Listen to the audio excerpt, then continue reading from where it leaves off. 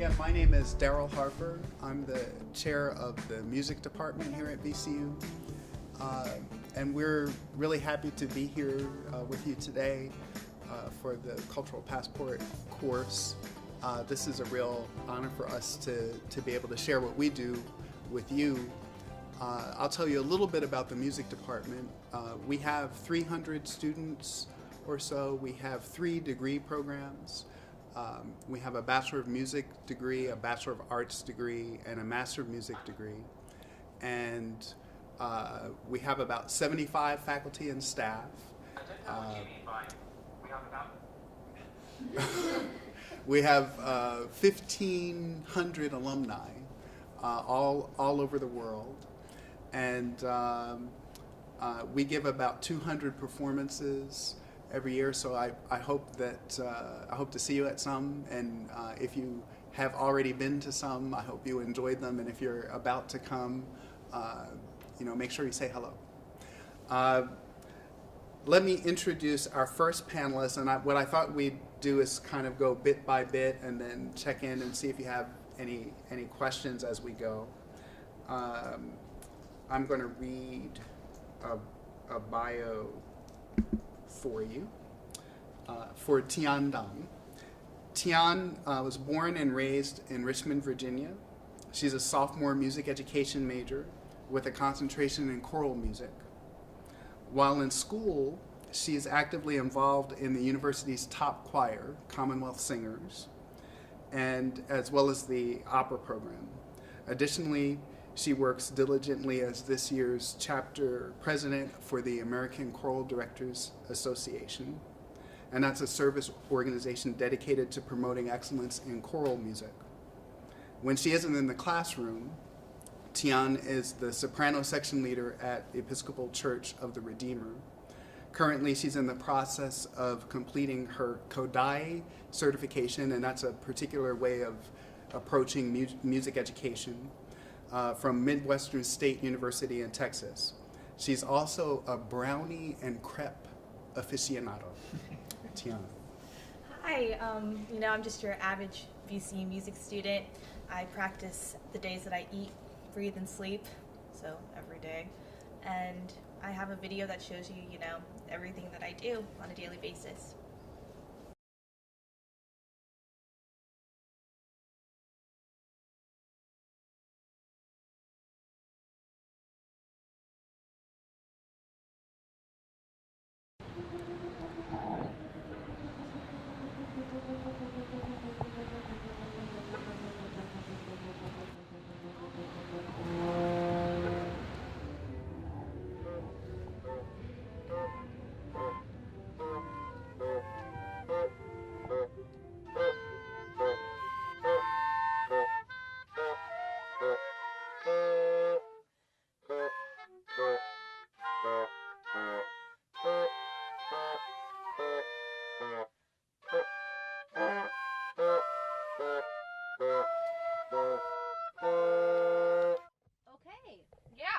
Progress.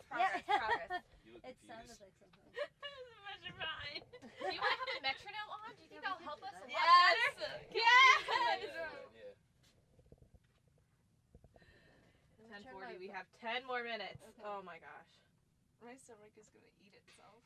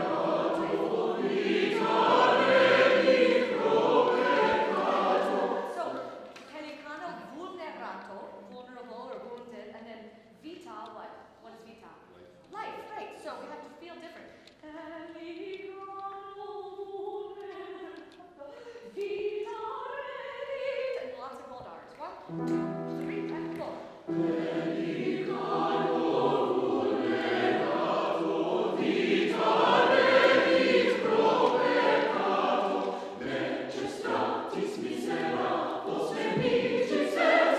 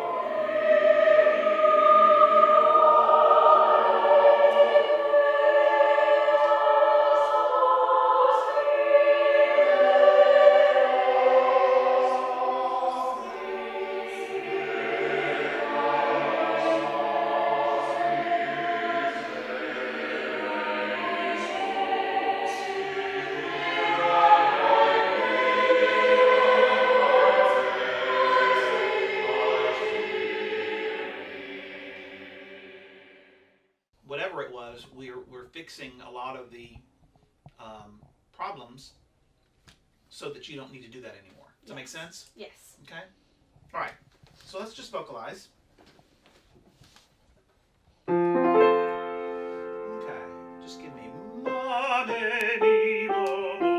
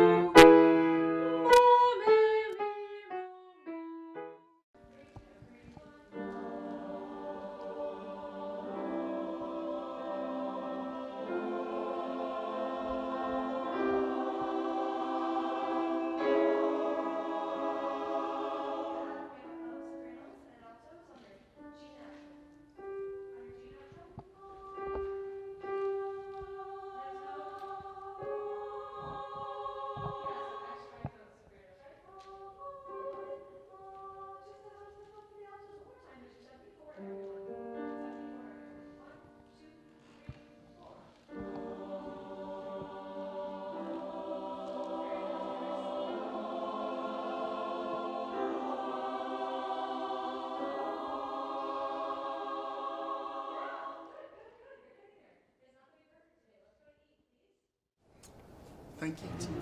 No, don't worry. Oh. It's the worst. 10 a.m. So I wonder if any of you have questions for Tian from what you saw and heard. Is that like every single day? That is, fortunately, every Monday, Wednesday, and Friday. Tuesdays and Thursdays, I don't have to pick up the bassoon. So, yeah, that's it. Learning new instruments Mhm. as part of art ed. Yes. You have to learn like a ton of different instruments. That you Yeah, can try. every instrument for every class. Yeah, it's great. One of the things that we do with music education students, like Tian and Reggie when he was a student did the same thing. So you have one instrument that we call your primary instrument, and that's the one that you become an expert at. And for Tian, that's voice. And then you have to learn how to teach just about every other band and orchestra instrument, so that when you end up in an elementary school classroom and you get a room full of fourth graders and you want to start them out on the violin, that you know how to do that. But then when you get the sixth graders, and then you have these that want to start on French horn and these that want to start on saxophone, you know how to do all that. So you have to get some experience on every single instrument. It's really challenging. And it's funny to me that you started your video with that, because I think that's the hardest part of the degree is learning that stuff. But great. Tian, can you talk a little bit about what got you started in music? Yes, of course. Well, I came from a musical family, but it wasn't really until my mother forced my sister to take piano lessons, and I would have to go with her. And she would fail miserably. And that's when I realized, I gotta be good at something. I gotta beat her at something. So that's definitely what got me into music, that competitive drive. Well, as competitive as a 6-year-old could be at the time. Yeah.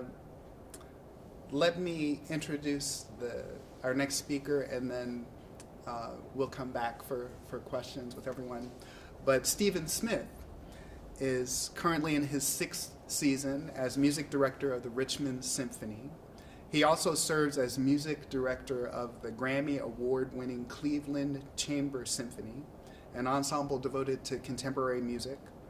Previously, he served as music director of the Santa Fe Symphony, associate conductor of the Kansas City Symphony, and assistant conductor of the world-renowned Cleveland Orchestra, and associate professor at Oberlin Conservatory. He has enjoyed numerous guest conducting activities worldwide, including area performances with the Virginia Opera and Richmond Ballet. He's a native of Toledo, Ohio, and he earned his master's degree at the Eastman School of Music and the Cleveland Institute of Music. He's also an award-winning composer, and is adjunct faculty member with the Department of Music here at VCU. Stephen Smith. Thank you. So having been here in Richmond for now just my 6th year, I've actually been kind of amazed at what all happens here, and I learn more and more every day. And actually my connection now to VCU has informed that even further.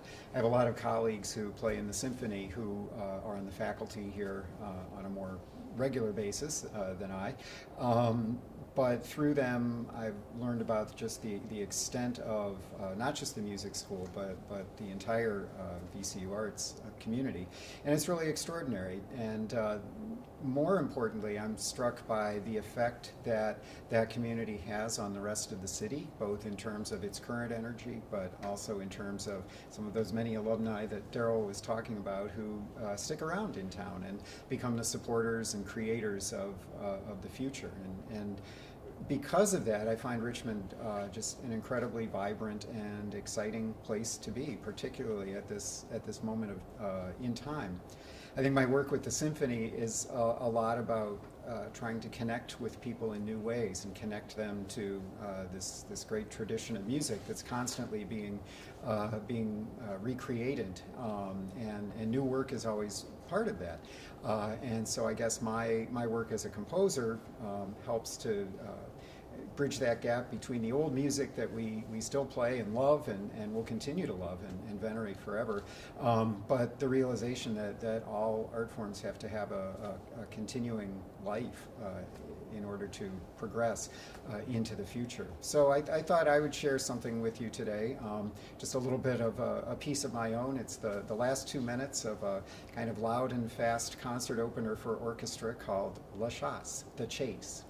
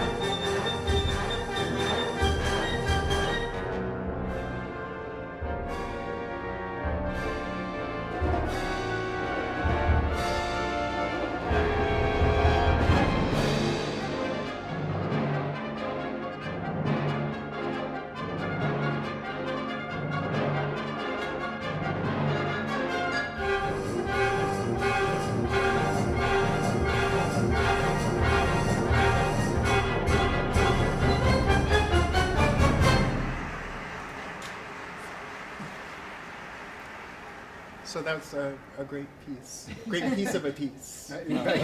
little chunk of a piece. I'm sitting here smiling because I'm realizing another great thing about this opportunity for me is I've never actually gotten a chance to hear your composition before. So this is, I mean, we've known each other for 6 years, Yeah. and so this is a nice opportunity. That's a little private moment. So. But question for you: the scale of working with an orchestra is, you know, it's quite a large operation and very complicated. Can you tell us a little bit about the process, for instance, of writing that piece? How do you go from having nothing to getting to the point where an audience can hear that? That's a big journey. It's I think a lot of you hear sometimes writers talking about the most difficult thing. Well, writers of ages past is putting that first piece of paper in the typewriter. Now it's staring at the blank screen, but it's the same way with me, looking at a blank sheet of music paper and wondering, where does it start? In the case of that piece, it actually started with that bum bum bum bum bum bum bum, and that sort of became the main motive for the whole piece, out of which you sort of use your imagination to come up with the things that cloak the piece. So the easy part, sort of, is actually getting it all written down. It's not that easy, but once that process is there and it's written down, generating the parts, then the hard part, I should say, is actually having an orchestra to play it. So that's number one. But then, if you're careful about the way you do your job as a composer, what it says on the page is easily understood and readable and makes sense to the performers. So the process of putting it in front of an orchestra and having them play it, in theory, should be actually the simplest part of the process. But that actually raises another question, so I'm going to just divert for a second, which is the process by which we take any existing piece of music and try to bring it to life. And I think we, as musicians, well, culturally, we sometimes talk about music, and we'll hold a piece of music in our hand and say, well, this is the music. Well, that isn't the music. The music is actually what happens when it becomes the sound around us, and that's what we all do, is recreate that sound that the composer or the performer, the original performer, envisioned. And so bringing that to life is just a way of sharing the experience between what the composer has thought and wants to express, or whatever emotion or communication, and bringing that to life so that the audience can hear it. And that's, in some ways, that's the most exciting part of the process. As a composer, I can write it down, I can imagine it in my head, but hearing it come to life and hearing an audience appreciate it and enjoy it is the ultimate joy. So this leads me to come back to you, Tian, and ask you, you told us about how you got into music and what got you interested in music. What made you think, I might want to do this as a career, and then what made you think I might want to teach music as a career? Definitely during my sophomore year in high school, we got to do these student-run quartets, and so it was me and 3 other girls, and no one else knew how to play the piano. So I had to take charge, and I had to teach everyone, their parts, and that's when I realized I kind of like being in charge, and I kind of like doing this. So that's, and then I talked to my music teacher. She's like, okay, well, let's work you, and let's get you to do all these things. So I ended up being music librarian, so I could, do the behind-the-scenes stuff. She had me become the student conductor and took me out of my comfort zone. And so all that kind of just made me want to teach music. And then also going to Kodai this past summer, it made me really fall in love with wanting to teach little kids, because it's just the fundamentals, and they could just be so literate in music. Can you tell everyone a little bit about who Kodai is and what that method is about? Yeah, it's a type of approach. It's mainly based on literacy for elementary school. It's kind of a little bit like Orff, that's based more on percussion and drumming. Kodai, it's more, I would say, sight singing. Yes. Okay, I'm on the right track. And what's sight singing? Oh gosh, this is like world music all over again. Well, we're it's something that musicians might take for granted because we're together all the time and we talk amongst each other. And well, a lot of you are photography majors. I'm sure you do the same thing. You talk about lenses or something like that. Lenses or whatever. So, that stuff. So, but Yeah. sight singing, what is sight singing? Just getting a piece of music and being able to read it without having seen it before. Well, let me keep going because I want you to hear from everyone. Just give me a second while I restart this thing here. And I will introduce our third speaker, who is Dr. Yin Zheng. She was born in Shanghai, China, and is currently assistant professor and head of the keyboard area here at VCU. Dr. Zheng earned degrees from both the Royal Conservatory of Brussels in Belgium and the Eastman School of Music in the US. She captured first prizes at national and international competitions held in New York. She was also invited as the first pianist from North America to perform at the help me with the pronunciation. Kirovarad. It's really difficult. Yes. And it's Russian Kirovarad. It's in the Ukraine and I can't pronounce it. I'm sorry. During the summer, she's faculty in residence at both Lancaster International Piano Academy in Pennsylvania and the Schlern International Music Festival in the Italian Alps. Thanks, Darryl. So this is my 4th year at VCU, and I'm really enjoying as part of this big music family. The one thing that I particularly enjoy is the cross-disciplinary energy in the university. Things like this that allowed me to go beyond my department and get to know everyone else and to collaborate. I remember the first day when I arrived at VCU, I attended the faculty orientation at the Grace Theater, and they were talking about TASMIN conference happening at the VCU Extension campus in Qatar. And without even knowing much, I just thought, I'm going there. I would like to do something with a culture that I'm unknown, and I would love to collaborate with the faculty and students there. And next year, I ended up leading a cross-disciplinary workshop in Qatar. So things like this really took me out of my usual comfort zone and allowed me to work with artists in other areas and to spark other inspiration that I never thought before. So my daily life consists of teaching primary lessons, so one-on-one lesson. That's my favorite part of the day, allowing me to hone on one particular piece, repertoire with my student, and we explore the composer and work in details. And that's the part that allowed me to grow and to continue to learn. And I consider myself a lifelong learner, so I really enjoy that part.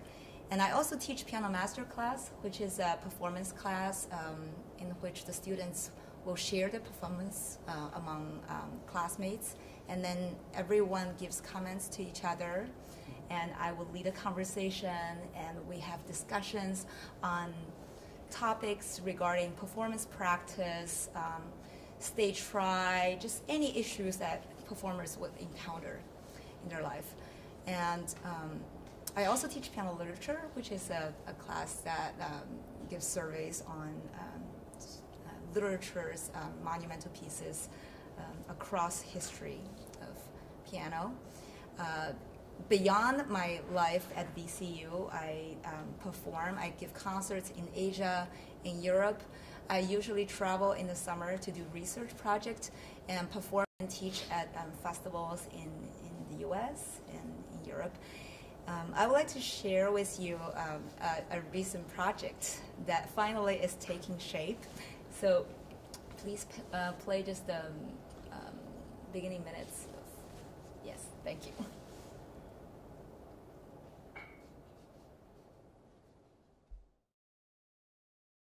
Thank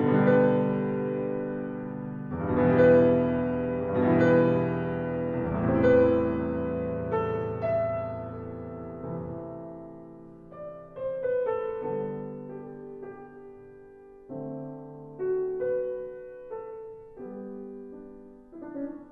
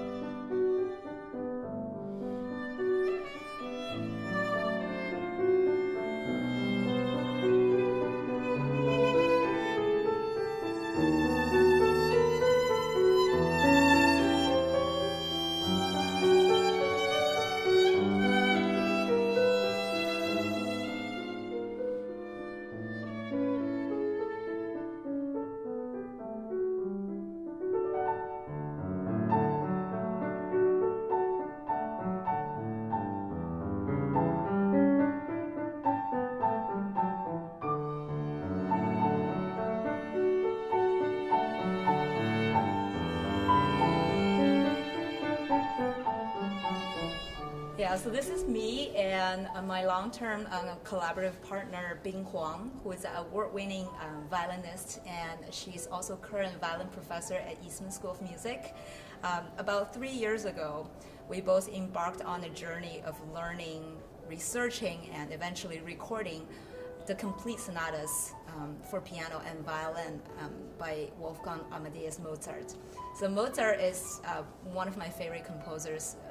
We both feel so humbled and honored to work on this project, and we were very fortunate to receive sponsorship from the International Mozart Foundation in Austria to record this this colossal work at the University of Mozart in Salzburg. So actually during 2 years we went back and forth, flying to Salzburg, studied the manuscript, the first edition of the scores, reading all the letters that Mozart had with the family, comparing different editions of current print Mozart scores. So we learned enormously during this process, and finally we're going to have all the work finished editing and released this July under German record TYX Art. So I would like to show you just the beginning of the documentary that documented all of this activity during the research and recording.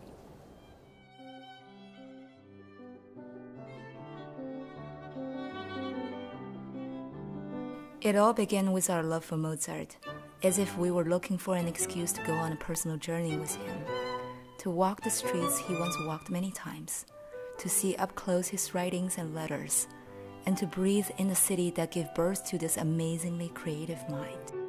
It was an incredible treat for both of us to spend time with this collection of 16 sonatas. We were privileged to receive the support of the International Mozart Foundation, who allowed us to study manuscripts, first editions, and letters relating to the creation of these works. We also, through this occasion, came to realize the instrumental role the International Mozart Foundation plays in preserving, researching, disseminating, and promoting Mozart's creative output.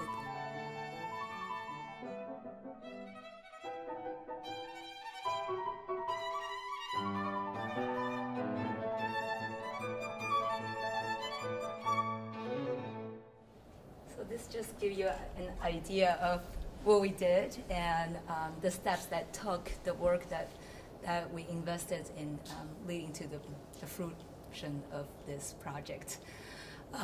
So in beyond to, in addition to what I do professionally, I also am a very enthusiastic music entrepreneur, I consider myself. And thanks to Darryl, thanks to the support of VCU department, I launched a Global Summer Institute of Music at VCU 2 years ago. The initial idea was to create a platform that allows artistic exchange between the faculty and students, between VCU and the music institutions in Asia, particularly in China. So first year we had a small group of piano teachers and students coming from Asia, and last year we included some strings, like a viola teacher, violin teacher, students from Asia. So this year we're including some woodwinds. So it's getting bigger and bigger. And last year was about 40? Yes, last year was about 40. And this year, what are you? The projection's about 60. That's great. Yeah, and voice as well. Yeah. That's great. And the idea is to promote VCU's visibility in Asia, and I'm really excited to report that there are more and more people from Asia asking me about VCU, and yeah, the words are getting out. That's great. I have a little clip of the VCU Global Summer Institute, just to show you the daily activity and what we did.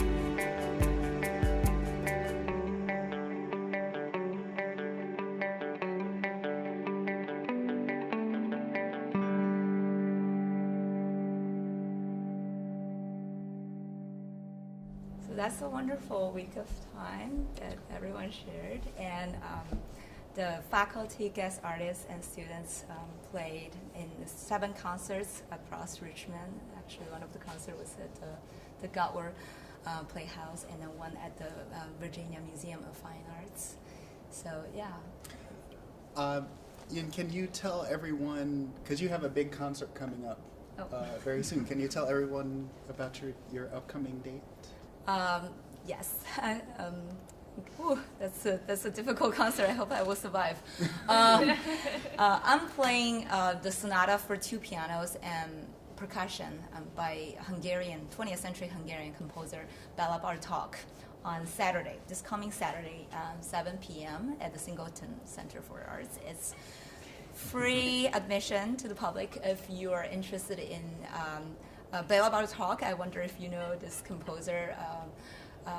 Very cubistic and fauvistic music, full of vitality, extremely difficult for piano. I would say me and the other pianists, we work really hard individually, and we're discovering how difficult it is to put together, to just keeping the pulse and counting, because the individual parts are just, it's all staggered, it's all kind of conflicting, confronting at the same time. It's really exciting, and we have Dr. Justin Alexander, percussion professor from the Department of Music, and Jim Jacobson, principal timpani at the Richmond Symphony, and Professor Lawrence Paslov, piano professor from University of Lübeck, Germany, and join me at this concert. So I hope some of you will be able to make it. Actually, Professor Paslov is a rare improviser on both classical and jazz style, and he's giving a workshop tomorrow at 4 p.m. at the Singleton Center on the improvisation style on both jazz and classical, and instructing even beginners who had never experienced improvisation. So if you're curious about improvisation, welcome. Yes. I want to try to get across to all of you how thrilled we were to get Dr. Zhang onto the faculty at VCU, and I'm gonna save my questions for you. But just know I have some questions for you, so I'm coming back to you. But let me introduce Reggie here. Reggie Pace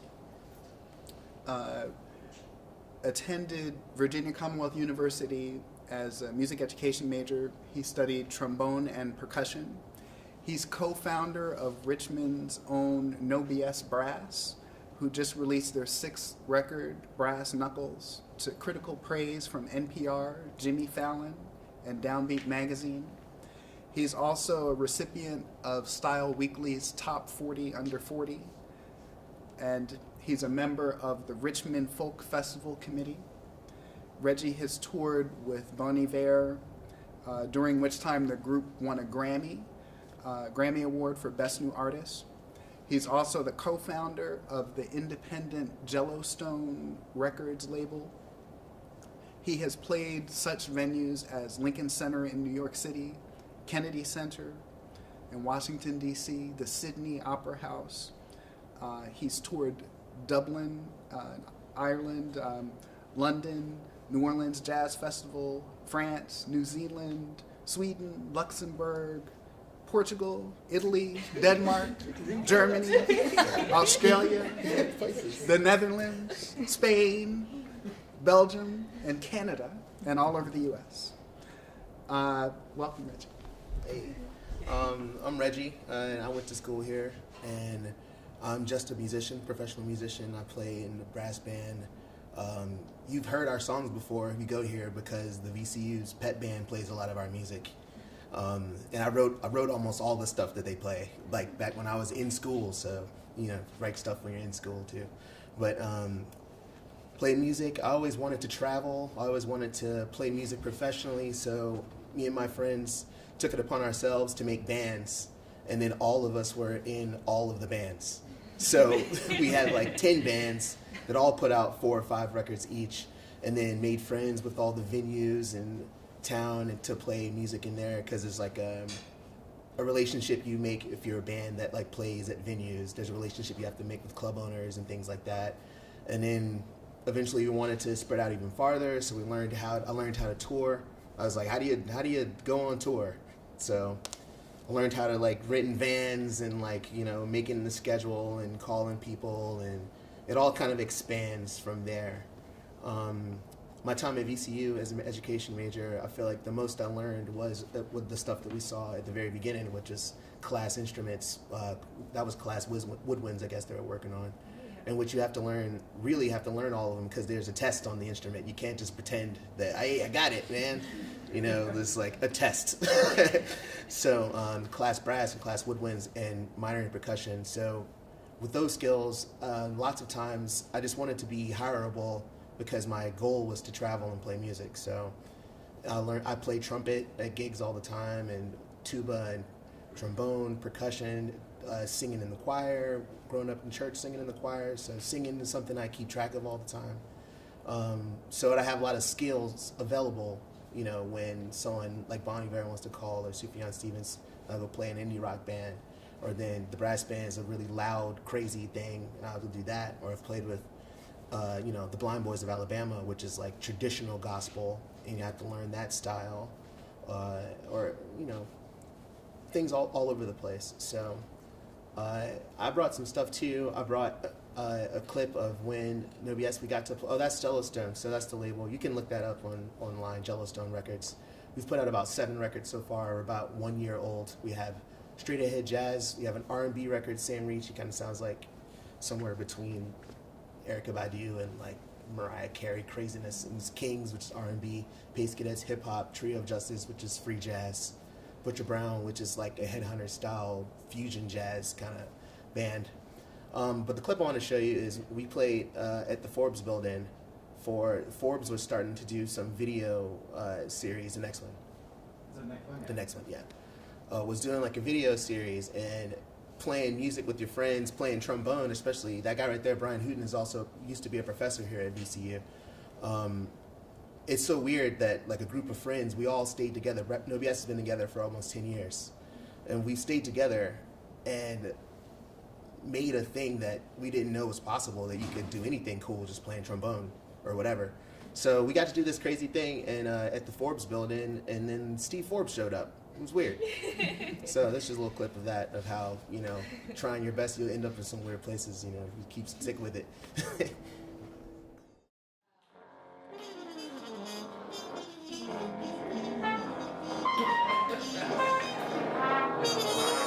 Hey, we're No BS Brass, and we're about to crash Forbes.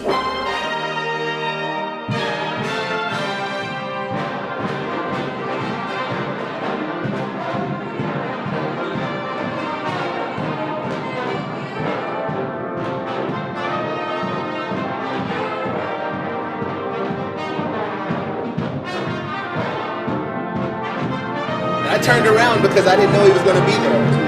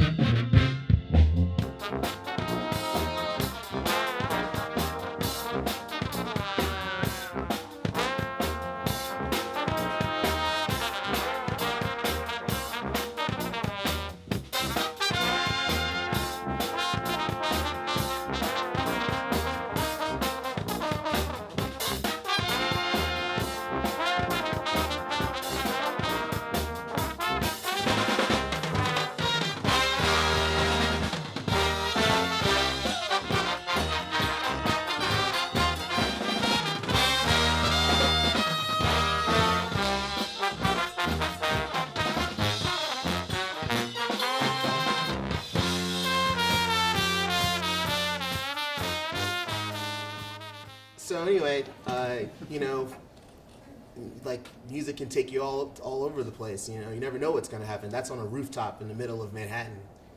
on top of the Forbes building. That next clip was is us playing at a thing called Audio Tree, which is very similar to this, in which is like a bunch of friends made this online music TV show, and it's just a bunch of maybe 20-year-olds, a couple of them are from Virginia, that make super high quality videos. And I think that's also really important. Another great thing about VCU is that if you got an amazing kinetic imaging department and photography department, and there's a music department over there, y'all should be making stuff. No excuses, you know what I mean? So I've always had friends in photography. My girlfriend's a photographer, and then you know, a lot of our friends do video production work, and I take their advice of like, does this look cool? Does this sound all right? You know, is this something we should do? And amassing artists is another thing I really love about this town and this school, is like being groups of artists coming together to make all kinds of things. You know, in the city, we're playing a concert with the Richmond Symphony, like coming up pretty soon. You know, so lots of stuff like that available. So this is a piece that I wrote called A Ballad of the Eagle Claw. In the beginning of that is a thing you'll recognize from the VCU stuff. You can skip to the beginning, like a couple seconds ahead. Actually, never mind. Let's just play it for a second. I wrote this piece for a movie that I liked, which is called The Five Deadly Venoms, which is one of my favorite Shaw Brothers kung fu movies from the early 80s. So I just wrote a bunch of themes based off of what I liked.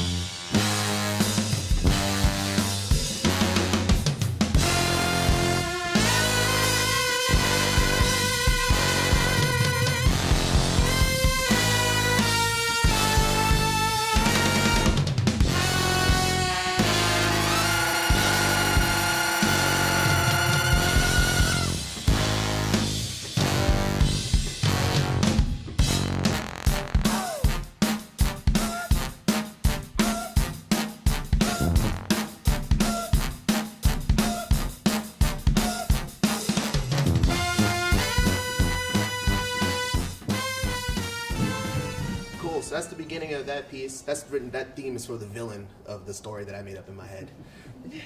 Whatever. It's like 13 minutes long. You can check that out on your own. So anyway, my whole point, I guess, was like sticking with music and using all the skills I learned, you know, in school as far as proficiency and really learning your craft. Then you go back, and I wanted to write music that I actually would listen to and write things that maybe my friends actually liked. and it's taken to some crazy places. Got to play on SNL and play on, Ellen and meet, Stephen Colbert and all Jimmy Fallon and all that stuff. And it really is sticking with this thing that we did. We didn't do anything other than writing music that our friend circle liked, and we were all students here, and we were all took it outward without being scared. So I think that's the main thing I can bring to it. Yeah. Thanks. So I have some questions prepared, and I've started in on a couple of the panelists, but I want to keep coming back to you all and get your questions, because we're here for you. So anything out of everything you've heard, anything you're curious about, any questions?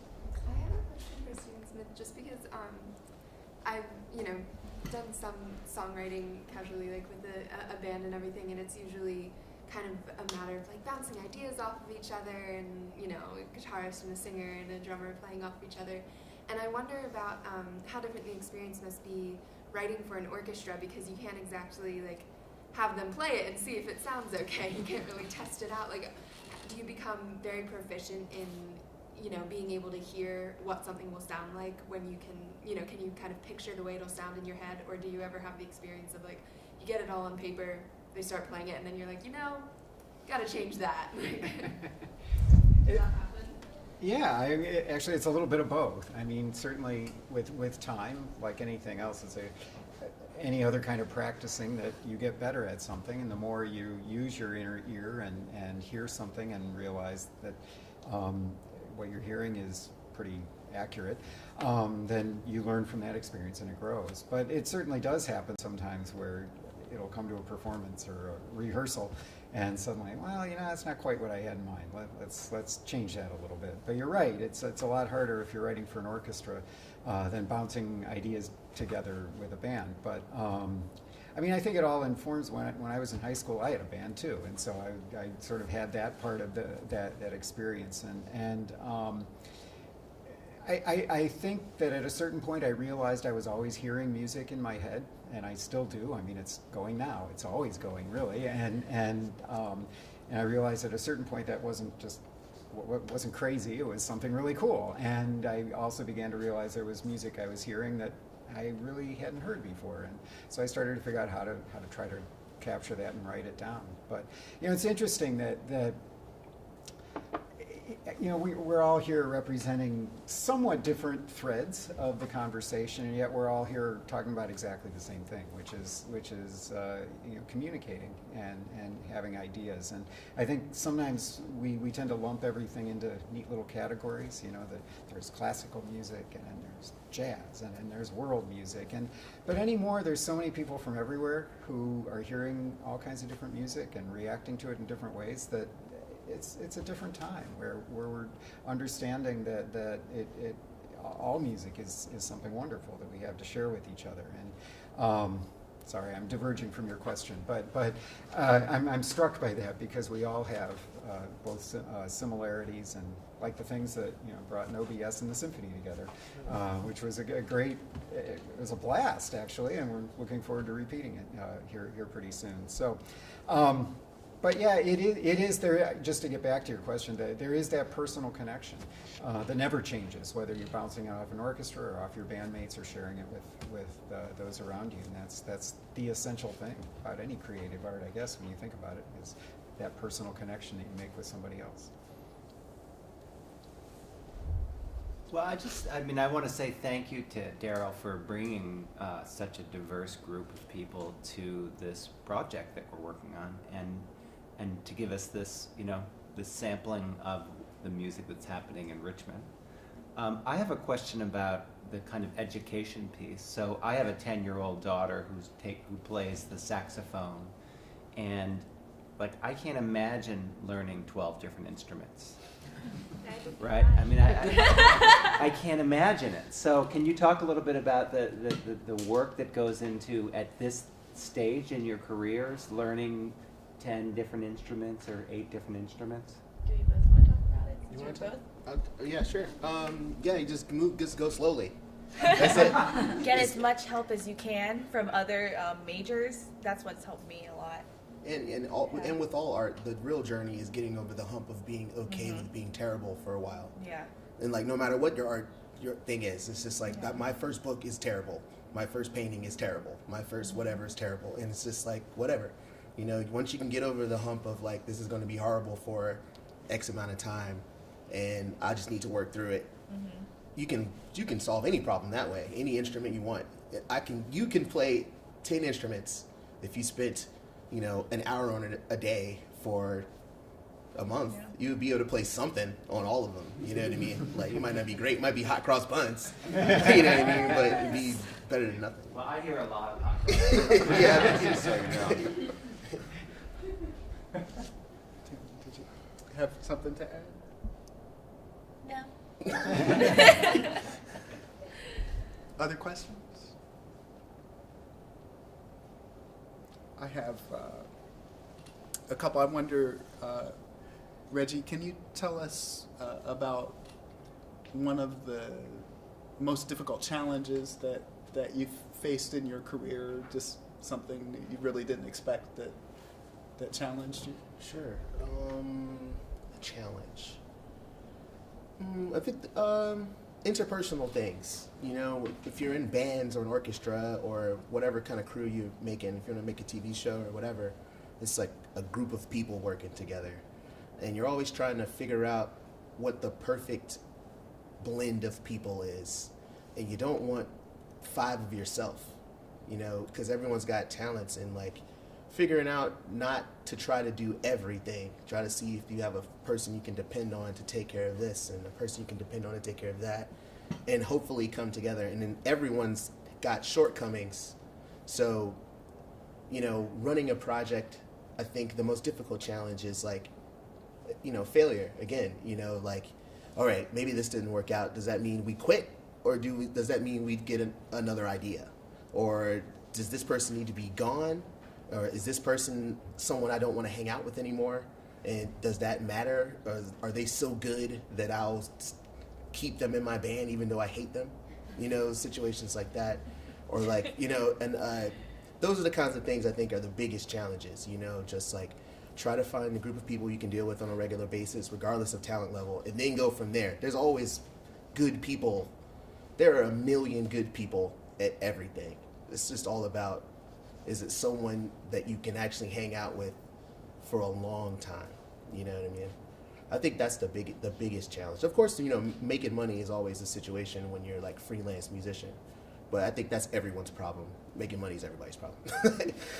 So, yeah, interpersonal relationships, making sure you keep them together, keep them solid, you know. Ian, let me come back to you, and really excited about the Mozart project that's coming, and I wonder if you could give us an idea, maybe of just one example of how your work with the letters and the original, you know, handwritten scores by Mozart informed, just say one decision that you made, something that changed the way you approached playing. Can you tell us about that? Yeah, like for example, just working from a printed score from Henley, which is the standard, what we believe the great German publisher. You see the notes are cleanly painted on the score, and everything is so organized. You have this very kind of distant feeling towards the music. But I remember when I was reading Mozart's handwritten manuscript, and suddenly there's this very emotional connection coming from, you know, the composer. I mean, I was almost crying, and the way that he separates, like, for example, the sonatas are mainly so piano, left hand, right hand, 2 staff, and then the violin is another staff. He puts the right hand of the piano extremely close with the violin, almost like a duet, relationship of duet. While the left hand is more like a basso continuo, like more like a harmonic foundation. The visual, the way he plays the music immediately made me feel that he thinks about the top two voices together, the right hand of the pianist and the violinist together. That gives us immediate insight into how we would like to voice the music, what kind of texture we want to bring it out. And also just to play on Mozart's own instrument. I was very fortunate to be able to practice and to play and to record on Mozart's own Walter instrument, which is totally different.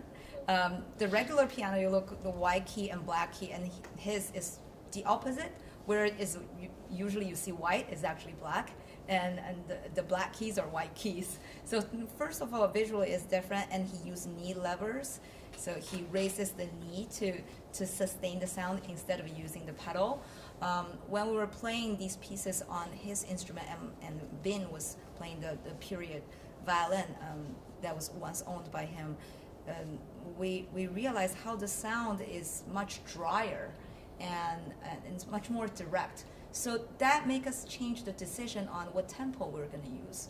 We actually decided to play much faster. So that would make the music much more lively. What we usually do on a modern instrument is no longer relevant. And also the left hand of the register, bass register of his own pianoforte is so much more transparent than the regular Steinway piano that we have, which is very symphonic. It's great, but it's just very different from the taste from 18th century. So that really informed us in adjusting how we would try to adjust ourselves to bring out the texture that he really wanted. Thank you. So I wanted you to get a sense of that, not necessarily that you would follow all the technical language, but just so you get a sense of the depth of thought and the kinds of decisions that Yin is making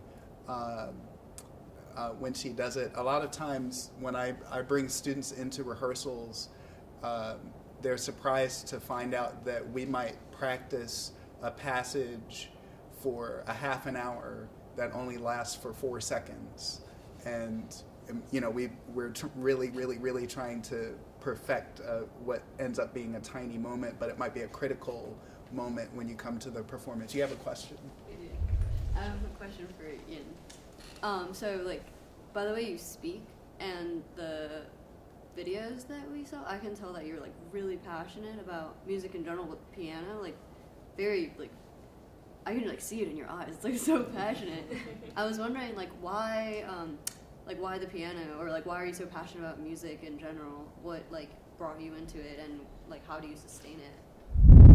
Actually, my mom forced me into the piano. I guess this is a generic story that you hear from an Asian musician, and this is really true because I think that the culture is very different, that the parents sort of decide for their children, early on. So when I was 5-year-old, my parents just decided that I need an instrument to help me develop my brain, and they decided on piano because the multi voices of the instrument help you develop a kind of simultaneous and focusedness of the brain. And I was really fortunate. I would say in the beginning I had no idea what it was. I was just forced to practice 8 hours a day, and I really did. I did not really have a childhood. The reward of my 8-hour practicing was to watch a cartoon or something when I was having dinner. So that was about it. But I remember during middle school, when I felt like I was maturing, I started to really appreciate, to discover the beauty of music. And I can't say enough thank you to my parents, because I feel like they give me this best gift. And how fortunate are we as musicians to be able to have our hobby as a profession. And every day I'm getting paid to do things that I would just dying to do anyway. I would say, I'm kind of a person who's a dreamer. I have a lot of ideas in my head, and music is this safe realm that I create where I can just just really indulge myself and create and enjoy. So that's why I love music, and I also love the aspects of collaborating with other artists, other musicians. It's like dialogue in a very different level. You express much more than the words can say. I'm sure you all feel the same as musicians. Other questions?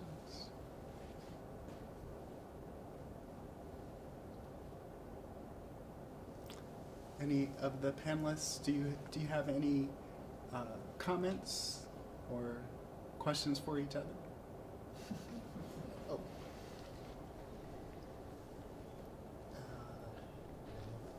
All right. Well, thank you all for having us. We really appreciate the opportunity to share with you, and we hope to see you at any of Reggie's projects coming up. Don't you have something tomorrow? Oh, yeah, sure. What day is it? Today's Tuesday. Today's Tuesday. Tuesday. I'm playing tonight at Ballas Hill for Tonight. free, and Friday at Lila's, and Saturday at the Broadberry. At Broadberry, that's what. Yeah, Saturday at the Broadberry. That's all ages. And Tian, something coming up? No. And Stephen, you have. We have a Masterworks next week with Copeland's Appalachian Spring and Brahms' Second Symphony, and in May we've got 2 really exciting festivals coming up with our new Big Tent outdoor performance stage, and one will be in Chimborazo Park in the first weekend of May, and the third weekend of May in Abner Clay Park. So we're looking forward to those outdoor performances. That's great. And you heard about Jens Bartok concert. So we hope to see you at some of those, and thank you very much.